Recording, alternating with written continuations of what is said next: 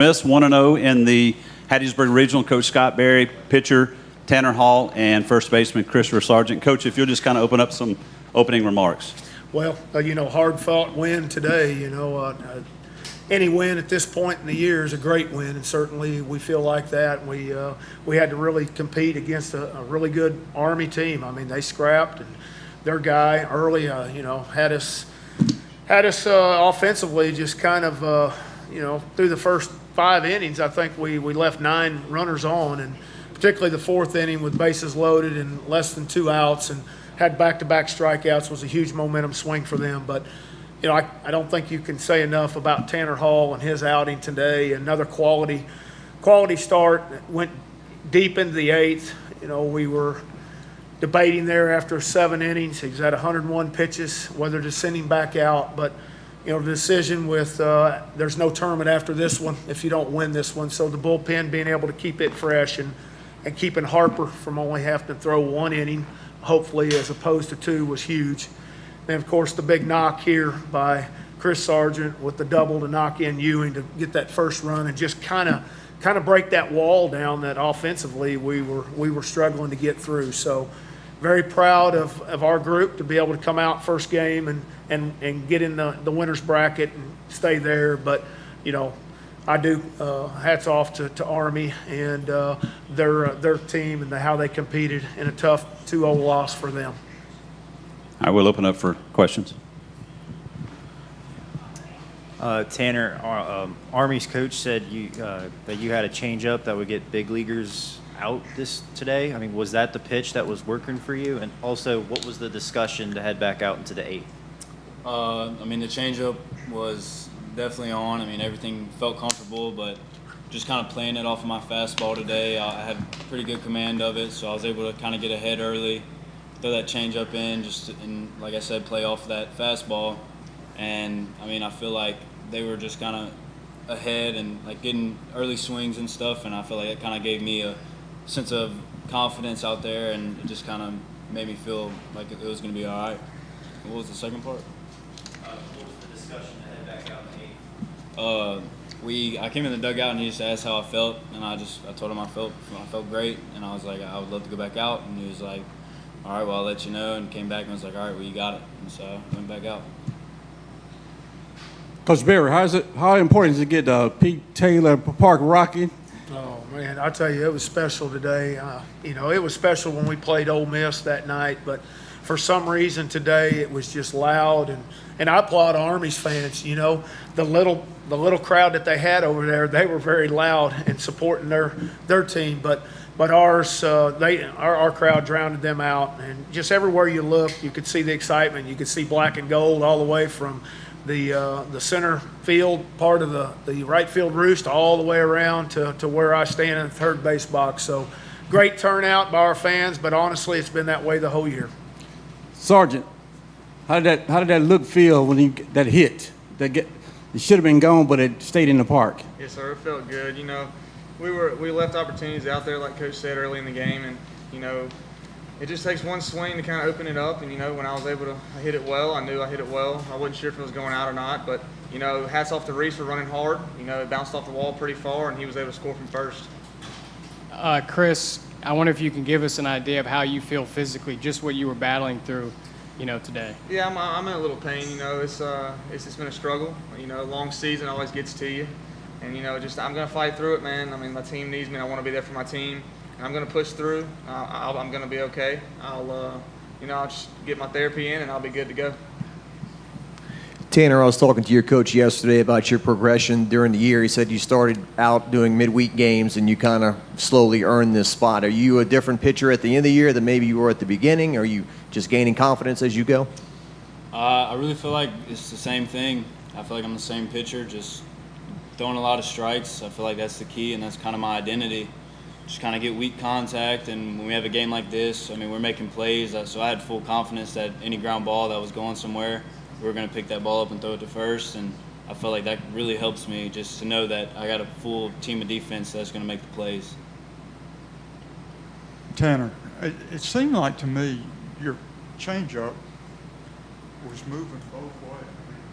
Sometimes it moved into a right-hander, sometimes move away. How does that work? Sometimes I'll get my hand around it a little bit, and it'll kind of get a little side spin almost, and that'll make it cut. And the other times when I really get through it, it'll kind of go down and in on a righty. And so, I mean, I feel like it's effective, and as long as I can control it and throw it over the plate, it kind of puts the hitter on their heels. Coach, can you talk about continuing to be a little bit more aggressive on the base pass here in the postseason than in the regular season?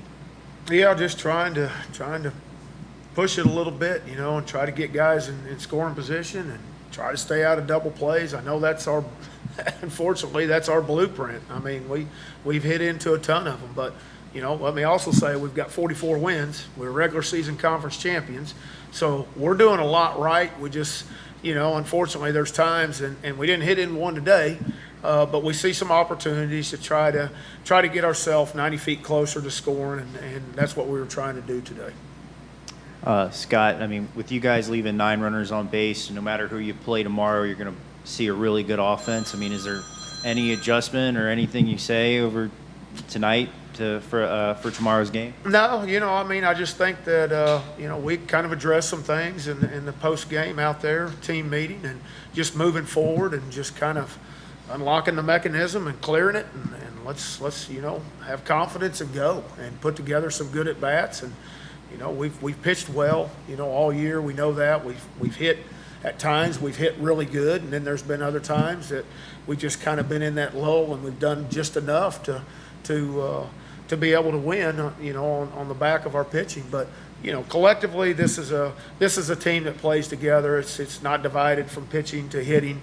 Today was one of those days where, you know, we missed on opportunities, especially there in the fourth. The other 3 innings where we left runners on, those required 2-out hits. But you know, we did get a big hit, as we alluded to with Chris here with Ewing being able to score from first base. We also got, you know, Dustin was able to induce an error there where Gabe did a great job of not pulling up with 2 outs and running hard, being able to score that run. So those are positive things as we move forward. We just have to focus and be ready to go tomorrow and play a better game. My message to them was at the end was be better than you are. Scott, what was the decision going into Pato at 1 and then moving Montenegro down to 8? Well, Gabe's now hitting in the 8, so you know he'd been kind of struggling there in the top of the order. You know, if you look at it statistically, back when Gabe got hurt and got hit in the face and we had to set him, I had no idea who I was going to move in that spot. Pato was really swinging the bat well back at that time. I felt like he needed to get more at bats. He does a good job taking pitches, and you know, statistically, we're 14-0 with him in the leadoff spot. Now we're 15-0 with him in the leadoff spot. You know, his first at bat, you know, he hit it really well. You know, at first I thought it might leave the yard, but it didn't. I know if he'd have gotten a little bit more pull side, it would have. But you know, then he kind of struggled. You know, I thought there was a couple of calls that were high on him that kind of took the bat out of the hand, but that's part of it. But that was the decision, just to try to relieve Gabe of a little bit of pressure.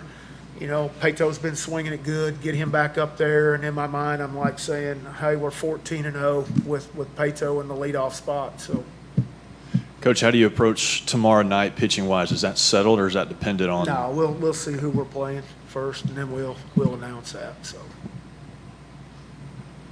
Tanner obviously had all the strikeouts early, then kind of started pitching the contact a little bit more later. Is that something that you did intentionally to try to go deeper into the game, or did that just happen naturally for you? I mean, I feel like they came to a point where they had seen all the pitches, and a lot of their swings you can see are very contact swings. They don't have a lot of home runs, so you can tell they're just trying to put it in play, and I feel like they were able to. And I mean, I wasn't anything I was trying to do in particular. I mean, I'm trying to get some swings and misses, but I mean, it doesn't always fall your way. They're going to put it in play. Hey guys, David Edelstein from up in Jackson. Nice to meet you. You play a whole regular season here, obviously. You play the conference tournament here, and now the first game of the NCAA. Does it feel different? How does that compare to maybe each step of the way playing these games here in Hattiesburg? You asking me or the two players? Okay. You know, all season long, our crowd has showed up You know, they've been there all year long. And really coming in this game, over players, we kind of talked about it. You know, it feels like we're just playing an unconference team. You know, coming into BP, it just feels the same. You know, when you get in the game, and we've had this crowd all year long, and it's just we love to have it, but nothing really changed. We knew they were going to be here, that we knew they were going to support, and we're thankful for them. I definitely agree with what he said. I mean, it's the same thing. They've been coming out all year, filling up the stands, and the energy is obviously a little more amped up in a game like this because, I mean, our fans know what's on the line just as we do. And, I mean, you can tell a difference whenever it comes to being on the mound and stuff, just hearing the stands rattle and things like that. But like he said, I mean, they've been doing this all year. They've been coming out, and it shows like they really love us. And, I mean, it gives us a lot of confidence to know our fans are invested this much. Slider. Yes, sir. Slider down the middle. Yes, sir. Tanner had said Monday that he was going to follow maybe today, pitch later. How did that go? He never talked to me. I don't know who he's lobbying with, but no, I mean, fortunately, I've been able to do this a bunch, you know, and at the junior college level, at this level, you know, I've been really blessed to be in postseason play, and you know, I've just never have thrown nobody but my number one in it's the most important game. You've got to get in that winner's bracket. You know, it's just, I've seen other coaches that it's backfired on them, and I've kind of honestly, in my career, I've learned from them. You know, if you ever extend this tournament into Monday, there's only one of those three starters that have a chance anyway to come back and help you for an inning or two, and it would be that Friday guy, the first guy. So if the rest of them cover their innings and their pitch counts like they should, but, you know, we probably extended, you know, I think today that may be the most pitches that you threw all year. But, you know, it's really important moving forward. You know, we've always been right there at 99, 100 pitches with him. And, you know, not very often have we gone over 100.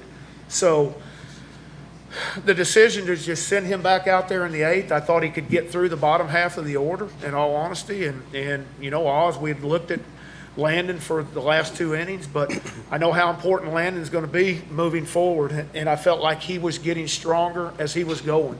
You know, the strikeouts weren't there, but he was inducing the ground balls and the early contact because his pitch count was up a little bit, you know, early in the game. It was running in the 60s when he was there in the 4 and the 3rd inning, somewhere in there. And I was a little worried because I didn't want to get in that bullpen. But for him to settle down and really just kind of get stronger as he went and go through and cover that 8th inning where we only were able to have to use Landon for 14 pitches. You know, first 2 outs, we got on 3 pitches with him. And I thought, oh, man, that's going to be good. But then they were able to induce a walk, and then that last guy was, I don't know, 3 or 4 pitch at bat. But, man, you just can't say enough about this young man. He came in with 130 strikeouts and 11 walks. He leaves today with 139 strikeouts and 12 walks. You know, those numbers are just so impressive, very impressive, and it's a credit to him and his ability to just really pound the zone and go after people on the 0-0 count. Coach Aaron Lee down here in WGNO in New Orleans. Hey, look, you know, you mentioned the atmosphere at Ole Miss, and you mentioned the Pete, you know, here for the, you know, the tournament, the regional. Talk to me about the potential of that LSU matchup, those big bats coming in, and of course, you know, they travel well, as you know, and you've got a lot of Louisiana players. Tanner from Zachary. What does it mean for you guys, and what are you looking forward to if that showcase, that showdown eventually happens? Well, if it does happen, of course, we'll see what happens with this next game when they play Kennesaw State. But, you know, whoever it is, the opponent is, I know that it's going to be a great crowd. It's going to be a great atmosphere, regardless if it's LSU, if it's Kennesaw State. We saw it today with Army. You know, we try not to honestly get caught up in all that. We try to just concentrate and control what we can control. You know, talk all the time. You have to have an opponent to play the game. And to play the game and win the game, you've got to play the game well. It doesn't matter the opponent, who it is. And so if it's Kennesaw State or if it's LSU, you know, either one, it's gonna draw a great atmosphere regardless. And we got to just stay focused on playing the game and control what we can there.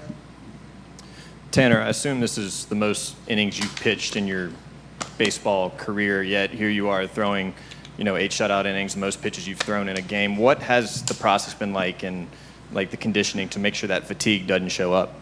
Really just attacking the week. It's really about what I do the day after and those following days. Just want to make the day after I pitch, I make sure I get a lift in, and I gotta make sure my body's right, because I know that the next week it's another day, it's another grind, and I feel like that whole week it's never like an off day, anything easy. I always have something to do, something to attack, whether it's throwing, whether it's arm care, or if it's working out, and I feel like that all is effective and it has to get done, or you kind of do start feeling fatigue at the end.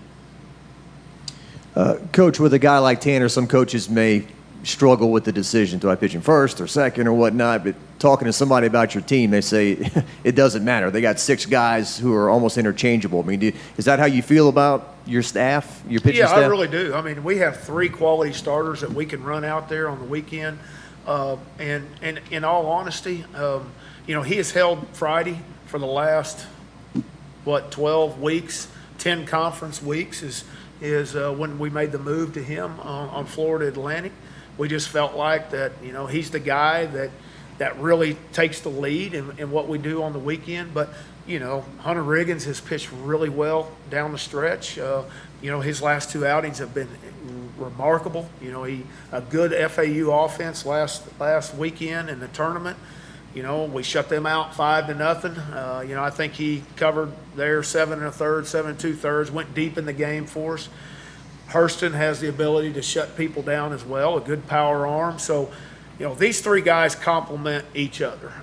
If somebody told me, hey, Tanner can't go Friday, then I'd say, we're okay, because we have another one that can move right into that spot, and I really feel that. And they all push each other so much in their work, because that's their role. Their role is different than everybody else. They're starters, and then you have your bullpen pieces. And those guys train totally different than these starters. But these 3 guys are really close in what they do, and really talking the game and talking approach and how they go about their business. So, we're just really fortunate to have that. But it was never, honestly, I never wavered off from him starting this game. Final question. Coach, you talked a lot about Tanner's numbers. Can you describe just the poise you see from him, kind of his command? And it doesn't seem like it matters what the score is. He seems like the same guy throughout the entire game. Saw it his first fall here. I could tell that he had that it factor about him. Just in the fall scrimmages, nobody was there. He was highly confident the way he went about it. Last year he had 18 appearances. He only had 1 start. But to me, his real breaking out party under the big stage was that second game on Sunday in the Oxford Regional. We had to beat Florida State to extend it and play Ole Miss that night in front of a really, really good crowd, a loud crowd. He came in, I don't remember exactly what inning it was, but, it turned into a bullpen game there. And for 5 2/3 innings, he just absolutely stuffed them. And, and that was a really big stage. And at that point, I think it really planted a seed with Coach Ostrander and myself that, hey, this guy has what it takes to be a starter moving forward. And we had to figure out who we're going to replace Hunter Stanley with, who we're going to replace Walker Powell. Those were 3 really good ones that we had last year out of the 4 and the weekends that we played. So certainly Tanner was right there at the top of one of those. Just there in the first 4 weeks, we had to cover some really, really important midweek games, and we felt like we had enough who we were playing on the weekends that we didn't have to burn him on a Friday, that we could use him and his ability, his pitch ability to win those all-important midweek games early, and certainly it did pay off for us. Coach Berry, Tanner, Sarge, congrats on win number 1, and thank you for your time. All right. Thank you all.